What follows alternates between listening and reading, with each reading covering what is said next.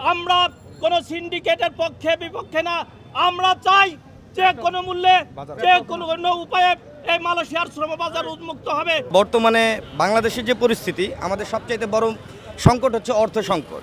তো অর্থ সংকট মোকাবেলার সবচাইতে বড় সিস্টেমটা হচ্ছে বৈদেশিক মুদ্রা আয়, আর এটার জন্য শ্রমবাজার উন্মুক্ত হওয়াটা অনেক জরুরি। শুধু শ্রমবাজার উন্মুক্ত হওয়াটাই মুখ্য বিষয় না, মুখ্য বিষয়টা হচ্ছে যেসব লোক আমরা প্রেরণ করছি বাংলাদেশ থেকে গেছে তাদের সমস্যার সমাধান ঘটানো। এটা দুই দেশের সরকার যৌথভাবে যদি প্রচেষ্টা চালায় তাহলেই খুব দ্রুত সমাধান যোগ্য এটা।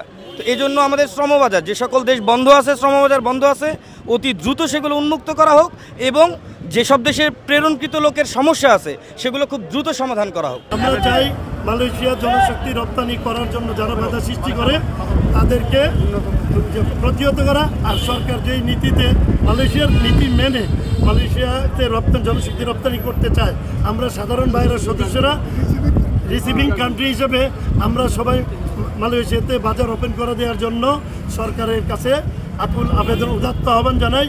আর যারা বাধা সৃষ্টি করতেছে তাদের ব্যাপারে যেন সরকার অনুসন্ধান করে।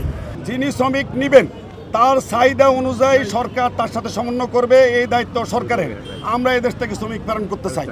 মালয়েশিয়াতে বিগত 22 মাসে প্রায় 5 লক্ষ শ্রমিক এই দেশের জনশক্তি রপ্তানিকাররা প্রেরণ করেছিল, যারা অধিক বেতনে এবং সুন্দর পরিবেশে কাজ করে রেমিটেন্স পাঠিয়ে বাংলাদেশের অর্থনীতিকে সমৃদ্ধ করছে।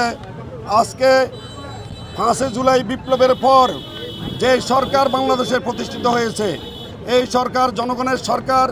এই সরকারের কাছে আমাদের প্রত্যাশা অনেক, কিন্তু বিগত 8 মাসে সরকার এখন পর্যন্ত আমাদের বন্ধ শ্রমবাজারগুলো খোলা সহ বিভিন্ন বিষয়ে কার্যকর কোনো পদক্ষেপ গ্রহণ করতে পারেনি। মালয়েশিয়া বন্ধ শ্রম বাজার উন্মুক্ত হওয়ার পূর্বে যেই সমস্ত কতিপয় 8 থেকে 10 জন রেকর্ডিং এজেন্সির নামদারি, বাইরের নেতা নামদারি, মজিবকুট পরে আগে সুবিধাভোগকারী এই সমস্ত নেতাদের আমরা এখান থেকে সকল সদস্যদের পক্ষ থেকে ধিক্কার জানাচ্ছি এবং সাথে সাথে এটাই স্মরণ করিয়ে দিতে চাচ্ছি, আগামী দিনে মালয়েশিয়ার সরকারের জয়েন্ট ওয়ার্কিং কমিটির মিটিংয়ের ডক্টর মোহাম্মদ ইউনূস, আমাদের প্রিয় ইন্টেরিয়র গভর্নমেন্টের মাননীয় প্রধান উপদেষ্টা এবং মালয়েশিয়া সরকারের মাননীয় প্রধানমন্ত্রী ডক্টর আনোয়ার ইব্রাহিমের সাথে যে সুসম্পর্ক রয়েছে, এই সুসম্পর্কের ভিত্তিতে আগামী 21 এবং 22 মে তারিখে জয়েন্ট ওয়ার্কিং কমিটির মিটিংয়ের মাধ্যমে আমরা আশাবাদী এই মার্কেট উন্মুক্ত হবে এবং এই মার্কেট উন্মুক্ত হওয়ার পূর্ব মুহূর্তে কোনো দুষ্কৃতিকারী যদি কোনো ষড়যন্ত্র করতে চায়, এই দেশের 3000 রেকর্ডিং এজেন্সি তাদেরকে দাঁত ভাঙা জবাব দেওয়া হবে। আমরা আপনাদেরকে সতর্ক করে দিতে চাই, এই ধরনের অপতৎপরতা থেকে আপনারা বন্ধ থাকুন। যখন সারা বিশ্বের দৃষ্টি এখন বাংলাদেশের দিকে, তখন এই বাইরায় কিছু কুচক্রী মহল, এই কুচক্রী মহল বাইরাকে ধ্বংস করার জন্য উঠে পড়ে লেগেছে। এই বাংলাদেশের সমস্ত শ্রমবাজারের দিকে তাদের কালো দৃষ্টি পড়েছে, তারা এই শ্রমবাজার বন্ধ করতে চায়। বন্ধুরা, আপনারা নিশ্চয়ই জানেন, এই যখন মালয়েশিয়া জয়েন্ট ওয়ার্কিং গ্রুপের সভা শুরু হতে যায়, তখনই কিছু কুচক্রী মহল অপতৎপরতা শুরু করে যাতে এই মালয়েশিয়ার বাজার উন্মুক্ত না হয়।